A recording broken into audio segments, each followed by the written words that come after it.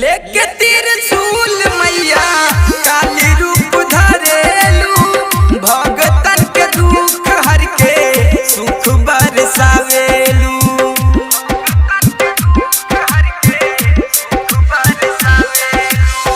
लेके त्रिशूल मैया काली रूप धरेलू, भगतन के दुख हर के सुख बरसावेलू। संदीप सोनू दीवाना सुनावे लचरिया,